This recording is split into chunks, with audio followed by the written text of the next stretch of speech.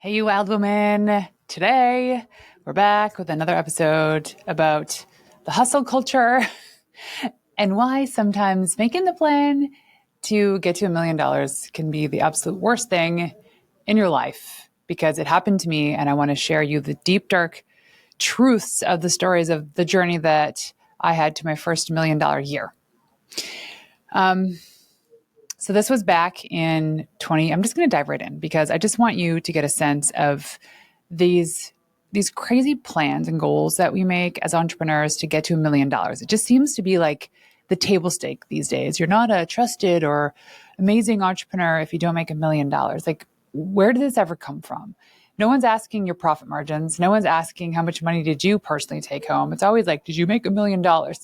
And there's something to be said about building a foundation of sustainable systems to not only live a happy, healthy life in order to provide for your family, but also to break records, to break conditioning, to be the first in your family to maybe make $1 million.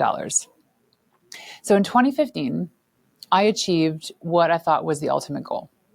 My business made $1 million in revenue, and our month-to-month profit margins averaged about 30 to 40%. There were some months that we were 60% profit margins. So it looked good on paper. And while it looked good on paper and I should have been celebrating, I wasn't. Inside, I was depleted. I was misaligned. I was angry. I was frustrated. I would cry in my car. I would eat crap. I felt more anxious. Like, all of a sudden, I thought to myself that achieving this mark of $1 million was going to change everything in my life and my business. No, because what happened? It just made it worse. You see, that time of my life, I had both of my babies in the same year. 2012, I welcomed Max, and 11 months later, I welcomed Noah. I launched the business when I was 8 months pregnant with my first. So not only was I launching an agency, I was having 2 babies in the same year. Not planned. The first baby was, but Noah was the surprise, and a blessed surprise. But we had 0 systems in place. We had no support. We had family that pulled in some ad hoc daycare stuff for us, which was great. But I was carrying the load. I was carrying the mental recovery from having a baby. I was carrying the load of making sure that our business was earning revenue so that I could pay the employees. I was carrying the load of worrying or not our clients were going to pay on time, if we could sign and close more deals so that our business could survive. I remember going back to work full time when Max was less than 5 weeks old, but I still went to work right after he was born. I was recording webinars for sales funnels the day that my water broke. It looked good on paper. It looked cool. They called us the powerhouse couple. I was a powerhouse mom, and people kept watching me to study how I did it.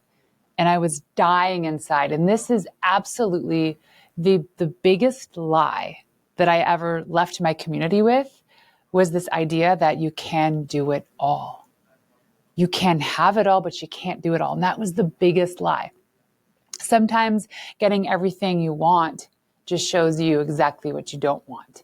That was the huge realization for me. So today I'm going to share with you the dark truths about what it was like hitting that major financial milestone, and more importantly, how I slowly and still continue to claw back after what seems like a lifetime. And even though I feel like I feel right now, I feel successful, healthy, great marriage, great business, amazing business partner. But still, there's still that trauma that lurks inside of me because I did not do what I needed to do, create the foundation to be able to be a successful entrepreneur. So first thing is understanding this illusion of success, and that the finish line always moves. Now, if any of you were privy to the Hermosi's launch, they broke some world records because of the most nonfiction books sold in 24 hours, or maybe ever in the course of a week. And it was great. I think it's incredible. I watch them. I study them. I know they work hard. They're great people. But there's like this illusion of success that now they've done it, they've broken the world records, but like what's next for them? There's kind of like this preconceived notion, like this is kind of like the Christmas present phenomena where every year your Christmas presents are supposed to get better and better. So, I mean, that's what my kids expect. And we just laid down the foundation. So there's this illusion of success that if you made $1 million, now you have to go out and make two, right? You can't just stay at $1 million. But what happens if it's great? What happens if it's working? What happens if you're great in this season and things are operating and you just want it to be what it is? In the business world, we're always pressured to be like, nope, got to make 1.5 million. Nope, got to make two. Like just growth for growth's sake. And I think it's a stupid message. It's a very unhealthy message. The healthy message is, hey, how about you create a foundation for your life, systematize your business, your family life so that you feel happy and sane, so that you can show up one day and grow it, maybe to 2 or to 10 million. So coming back to this, we understand like the world of the Instagram versus the reality gap. So there's a lot of stuff that people share online. There's a lot of incredible people, probably you and I follow, that live a seemingly beautiful life, but we don't know the behind the scenes. And that's actually one thing that people ask me for more is content about what it's like to live my life. And I'm like, that's just boring. I'm a boring person. I like to be in bed at 9 p.m. and I like to wake up at 5:30 or 6. I don't set an alarm. I let my body wake up when it feels ready to wake up. But they need to know that I'm human, that I'm not a robot. So they want to know the behind the scenes. But then I post it and I don't want to feel like I'm whining or complaining. So there's like this flow that I have to share the content. But the point being is I want you to know that I suffered so much through the business growth. I suffered so much through having to close down that same agency that made $1 million. I suffered through my business partner leaving me. I suffered through getting sued for wrongful dismissal, for team members going MIA, literally just disappearing off the face of this planet with big deadlines looming. Like I've felt it and seen it all. I've been stolen from, I've been lied to, been backstabbed. And I just internalized all this stuff and that built the trauma in me. And I thought, geez, that's just what you got to do to get successful. Listen, I know every single person that has made it, even the Hormozis, have been sued. They've been served for something because that's what people do. People feel entitled to your success and they'll sue you. So having been through all of this trauma, I just felt like this. I dragged my heels forever to try to get out of this mud. And I finally figured it out. The problem is that the goalpost keeps moving, right? They say you're successful if you make $1 million and you do it. You're like, that's good enough, but how about the next million? Or maybe you should double your team, or you should increase your prices and your contract sizes. The wake-up call for me in all of this was that there is actually no finish line. Finish line is when you're dead. There's no finish line. Even when people work their entire lives and they go into retirement, there's no finish line because those people end up being depressed. They didn't work in alignment with what the work they wanted to do. They stayed for the pension. They stayed so that they'd have a comfortable retirement. And that's when people suffer their illnesses right after they retire. Within the first few months or years, they have their heart attacks. It's like, why are we living this life according to some standard of what we think is the dream? So there's this validation trap too that I felt when I got into magazines and then in local newspapers. I won awards and people kept saying, well, you're the powerhouse woman. There's not anybody else doing this when they're pregnant. And I'm like, well, it's true, but why? And I understood why. I understood why after having my first baby, that a woman growing a child in her body is the most diabolical, energy-consuming thing that you could have ever experienced. It is pretty gnarly, yet because it's natural, because it's what women do, and that's how our bodies were built, there's no grace, there's no patience for that. It's kind of like That's what you were built to do. So why are you complaining? But now there's a bigger voice for this. But I was growing this babies in my bellies. Like, think about it. After Max was born, all right, so he was born in August and we had launched the business in June. Ha ha ha. You go through postpartum, and I had postpartum depression. No clue what that meant. I had disassociation right after Max was born. I remember them putting him on my chest, and I looked down at him and I was like, oh my gosh, that's my baby. Why are his hands so big? And I thought that I was supposed to have this ultimate immediate bond with him, and I didn't. And that was tough. So then I worked on that for 3 months. And then the day that I felt like my body was at the pre-pregnancy weight, I got on the scale and I weighed myself and I was at my pre-pregnancy weight. I thought that would be celebrated, but I felt awful. I felt nauseous. I felt misaligned, genuinely overwhelmed, and hated my life. I was so burnt out. Then I was like, I feel pregnant. And I forgot what that feeling was like, even though I just had a baby a few months earlier. So asked my husband to go to the store to get some pregnancy tests. And lo and behold, I was pregnant with baby number 2. Just after having baby number 1, just after officially launching a business and landing clients from South Africa to San Diego. No support. No support. It was tough.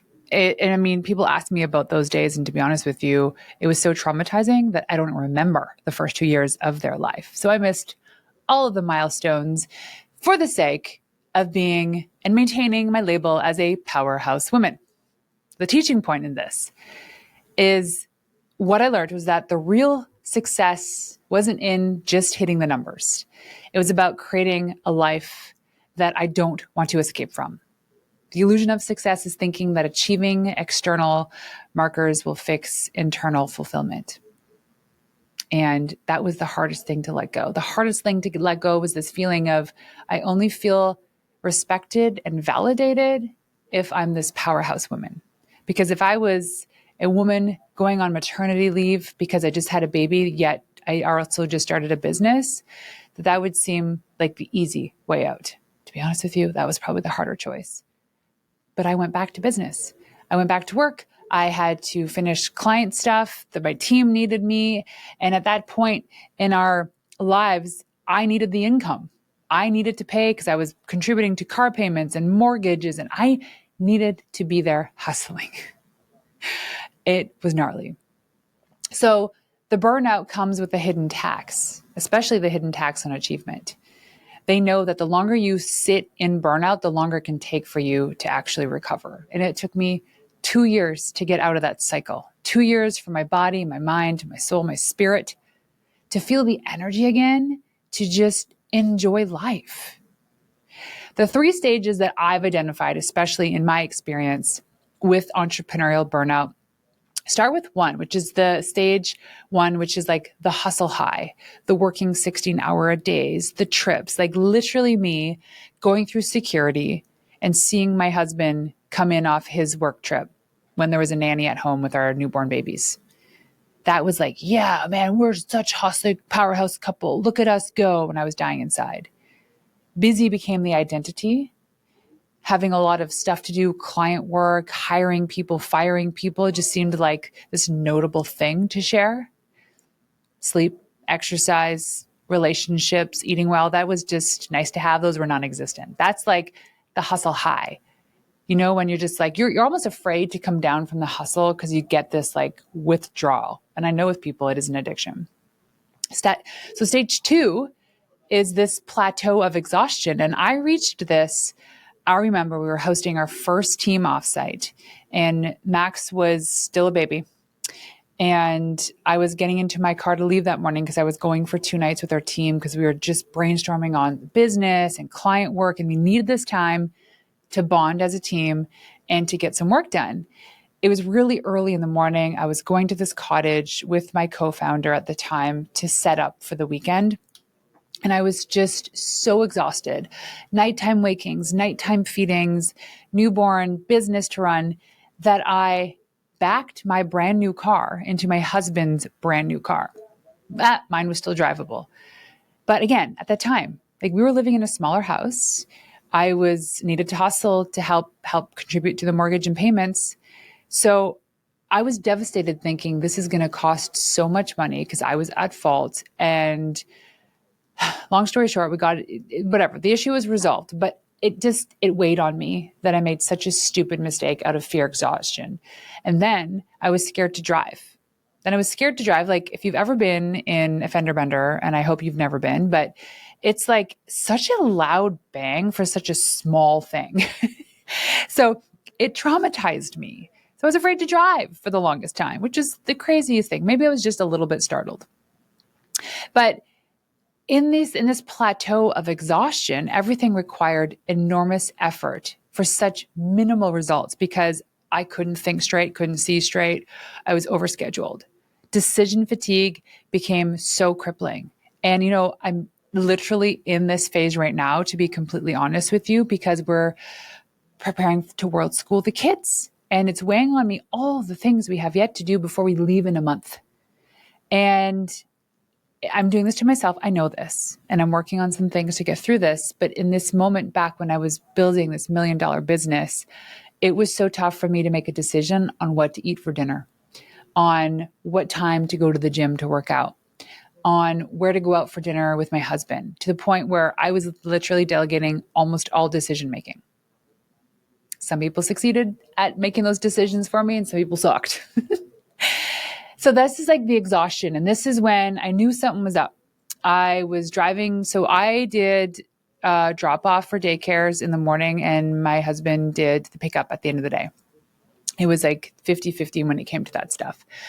I would drive to the office, and every single day I'd get the same thing. A medium double coffee from Tim Hortons. If you're Canadian, you know what that means. If not, it means 2 creams and 2 sugars.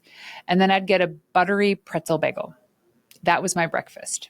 And I would drop them off at like 8:30, make my way to the office. In my mind, I always had to be the first one to arrive, even with newborns. I needed to turn on the lights and get the place warmed up or cooled down and like get the music going, whatever it was, so that when my team arrived, they felt like, ooh, this is home. I wrote this narrative. It's not what was needed or demanded. That was me. And by 9 a.m., I would crash because I was so hungry because I was eating crap. And then I noticed that I was kind of getting flubby, like skinny fat. And I finally had to just make this decision to stop this routine. So the crash came when my hair was not growing back. After you have babies, you have these like little tiny things that stick out of your forehead. It's called hair. My hair wasn't growing back. I was anxious. I was feeling so disconnected. My husband and I, like Dan and I, had the worst relationship ever at that time because he was growing his startup Clarity. He was traveling, raising money, had a team. Like there was so much going on. And then the breaking point was just all the constant nagging and fights that I would have with my husband or with the team, and just feeling on edge all the time, not happy, but just like waking up and going through the motions. And the worst thing was I had the worst Sunday scaries. Now that is when you go to bed on Sunday evening and you're just mortified and scared for the Monday morning, for the week to begin, because you know all the things you had to do. It was so bad that Sunday night sleeps were always my worst sleeps. Always. I would sleep for 2 or 3 hours some nights because I would just lay there going through all the things I had to do that week and worrying about stuff. So I'd show up to work so exhausted, and that wasn't good for myself, my family, my team. I still did it. And that lasted like probably over a year. So that breaking point was like, this needs to change. There was a cost to doing it all. My health declined rapidly. My friends stopped asking me to go places. I lost my creativity and I lost the joy in my work. I was not present, but I was there. And I knew this. I was aware pretty much the whole time this was happening. It was subconscious, but I always said to myself, it's going to get better after today. After today, it's going to get better. And it did once I actually started making changes. So getting back into the rhythm for me was just the permission to stop. Like the hardest lesson was saying I'm going to be done work at a certain time. I actually signed up for CrossFit. I know it probably seems like crazy. I fell in love with the world of CrossFit and it became my savior. I would sign up for the the 4 p.m. class, and I would leave the office at 3 o'clock. Actually, I had an alarm on my phone that in my office, I brought my CrossFit stuff into my office with me. And I would, at 3 o'clock, I would go and get changed in the bathroom at our office. I get changed into my CrossFit clothes. This was twice a week. It was like Tuesdays and Thursdays. And then I started going and I started getting healthier and stronger, and I absolutely loved it. That became like my savior. And on those days that I had CrossFit, I always ate really healthy. So it was those 2 days a week. And then convinced my husband to join. And we started going on Saturday mornings. So now it was CrossFit 3 times a week. And you can imagine that I went to 4 and 5. And it was like this addiction because it was something that was so completely different than my life. It was like meditative for me, because if you've ever done CrossFit, you're pretty much only able to count your reps. You can't really think of anything else. So it became an escape for me. And knowing that, oh my gosh, after every workout, I would feel so happy because it's the endorphins, it's all the stuff, the good juice from after my workouts that were pumping through my body. So this was my permission to stop the workday on those days. I also gave my permission to not do some of the tasks that I was doing, like social media and content creation. I started delegating this stuff to the team whom I already paid for to do this. I took more breaks. I took more time off. I took more trips. I started with morning routines. I had me time before the kids woke up. And the me time was actually like processing my inbox, but it doesn't matter. It was still one step. At that time, it's what I needed. Then I started redefining my success metrics. So this was like the revenue. We started working with Greg Crabtree's team, and he's the guy that wrote the book, The Simple Numbers. And we came up and this was like a lot of numbers on a page, but we came up with a simple metric that the one thing that I needed to look at was a thing called the labor efficiency ratio. Well, this was a number at the end of every month that would tell me whether or not I needed to go hire another person to join our team, or I needed to hit the ground to close more deals. And so I knew my task for that month was either hire or more sales. That was it. Very simple for me, because I wasn't involved in the pitching or the content creation or the actual doing of the agency. I was involved in building the agency. So my success metrics changed. And then I started doing CrossFit competitions. I started doing the Open. So I had something to work towards. I highly recommend, if you're on a health journey, especially a physical health journey, sign up for something that requires you to train for, because it is the best way to be motivated. It could be a couch to 5K marathon, or a 10K, or a full marathon, or an ultra, or a Tough Mudder, Spartan race, Ironman, CrossFit competitions. I don't know if there's something in the yoga world, like whatever it is that you love, sign up for something that requires you to train for, because you'll be getting healthier, but you'll be more diligent about your schedule because you have to train. So the other thing that I started doing was building boundaries that actually worked. And this meant more date nights. This meant getting help around the house. Like we had a cleaning lady that came once a week, and then I asked for twice a week. Then I asked for more time. Then we finally had a house manager. We started training our kids, teaching them how to do their own lunches and to do their own laundry and to clean their own room as young as 5 years old, make their own breakfasts because they can. So if it was one less thing for me to worry about, they're learning the responsibility of doing all this stuff too. And then I was like, wait a second, where else could I do this in my life, in my business? The more you can delegate, the better. Like telling the team that they need to take the trash out at the end of the day, getting a car wash, like anything possible. You write the list out of all the things that you don't like doing and how you can delegate it to somebody that you're already paying. Like our cleaning lady, she was already working. We're already paying her hourly. And we said, hey, can't you just go to the grocery store for us? So she'd get the groceries, bring them home, wash all the fruits and vegetables, and then put it in the fridge. So we always had food. I didn't have to go to the grocery store because I hate the grocery store. So the integration approach to all this is now I look at ways to like double or triple stack the things that I need to do in a day. I do walking coffee meetings in the morning. Friends, acquaintances want to meet up, catch up. Let's go for a walk in the morning because I need to get the blood flowing, 30 minutes to an hour. Let's grab a coffee. We'll walk and talk. The locations that energize me, I have a place in the Martell Ventures studio now. I used to work from home. I was not productive at home, not even a little bit. So I knew coming here was a complete disconnect from everything that's a distraction at home to come here. Now, when we travel the world, we're going to do the same thing. We're going to find co-working spaces and coffee shops so that we can escape the reality of the energy of home. So much more difficult for a woman to be at home, especially a mother, and be completely absorbed in their work when we know there's like laundry to do or there's kids running around, the dog needs to be walked because we're like so distracted. So creating an environment that was productive for me was like the most important thing. And then creating your non-negotiables, family dinners, workouts X amount of times a week, making sure you're always well hydrated, saying no to certain opportunities. When you become more anchored, especially in those busy seasons, because you're creating this rhythm and the flow, your routine, the more you can accomplish.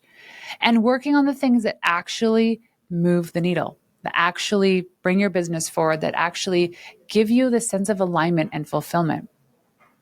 So here are some key insights from this time in my life. One was that here are like the things that I wish I'd known sooner. One is that sustainable pace beats sprint mentality, right? So like, you know that the turtle always wins in the end. You don't have to sprint, but there's seasons for that. But knowing you don't have to be sprinting all the time. It's just create sustainable methods. Your business should always serve your life and not consume it. Let me say that again. Your business should always serve your life and not consume it. If your business requires you to sacrifice everything else, it's not a business. You will grow to hate it. Believe me, I went through it. And recovery isn't selfish. It's strategic. I felt so guilty leaving the office at 3 p.m. to go to CrossFit, even though I could still work in the evenings, of which I did, even though I was working 60 hours weeks. I was so worried that my team would see that and be like, well, she can leave, then I can leave. Turns out I was setting the example. You're setting the example as a leader. When you put your health and your spiritual and mental health first and create that foundation, people see that as a role model. They see you as a role model, as a leader. You should be doing these things, not just for yourself, but for the people on your team. The perspective shift for me went from saying something like, how much can I make, to how much is actually enough, to what will people think, to what feels good right now for me. From I have to do it all because you feel guilty to delegate or because you don't think anybody can do it better than you, to saying to yourself, I get to choose what matters. Now what success looks like for me is energy for myself, energy for my family, energy for my team, energy for the incredible coaching clients I have in this society, right? Go to thepinkskirtproject.com and check it out, our coaching program. It's saying no to opportunities that I know won't help me or even help the audience of which I've asked to go speak to. It means building a business that can run without me. It can sprint with me, and it leaves a legacy and it helps the people that matter. So there is this illusion of success when it comes to building $1 million business. And I think when you look at the metrics that truly matter, how much do you actually need to earn to live a sustainable life, to support your team, your business, your family? That's what matters, not some arbitrary number that looks good on paper. Because really, at the end of the day, people don't care. They care more about themselves than seeing you make $1 million. And sometimes it's a lie too. And people go out there and they say, oh, I made $10 million a year, but we don't know if they spent $9,888,000 on expenses, because it's not a business if that's the case. So the mindset shift, the long-term mindset shifts for you is like, build the business that you love. Build the business that doesn't give you the Sunday scaries. And you can do this by creating that foundation, the systems, asking for help. For me, it was like finding the CrossFit, the thing that I love to do for my body, the thing I love to do for my mind in the mornings, meditations, which were like 30 seconds long, by the way. Reading a book that inspires me, doing my 5-minute journal, finding the group of women this was the thing, the group of women who understood, whether or not they were parents, whether or not they were, at $10 million or just starting out, they were the entrepreneurs or the entrepreneurial minded women that just got it and they became the safety net. And this is what we've built in the Pink Skirt Project's coaching program called The Society. You can go check that out on our website. And it's for women that are making 10K a month or more that want to avoid all this, or potentially they are burning out and they need help. They need leverage to get to the next step.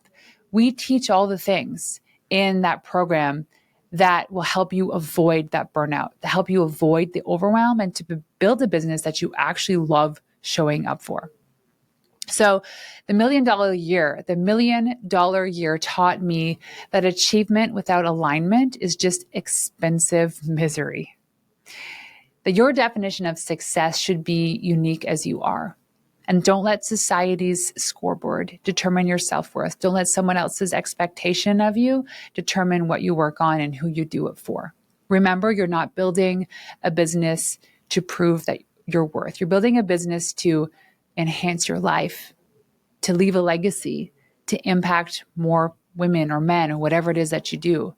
The moment that your success starts to cost you your joy, it's time to redefine what you're doing and who you're doing it for.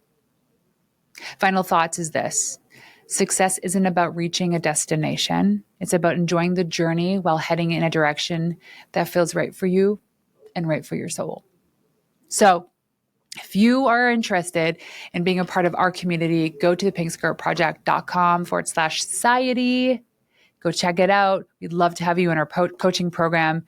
And two things also before I leave, so don't hang up yet, is when I talk about sustainability at home, the support, one thing you do need to support in, you had to go check out Sage House, SAGEHAUS, Sage House, because Kelly and the team there have worked diligently to create programs to help you find a house manager for your business, house manager for your life. It is like the thing that allowed us as a family, the Martells and Warren, to head in a new trajectory was having that support at home. And Kelly at the team there can help you out, Sage House. And then as well as Linked VA. So if you're looking for virtual assistants within your business, 100% Amy and the team at Linked VA, LINKED VA. I will link them in the show notes. Go check them out too. You can outsource those menial tasks in your business that are just keeping you too busy and bogged down. So go check out Sage House and Linked VA. Any other questions, hit me up on Instagram, Renee_Warren. Until next time, ladies, peace out.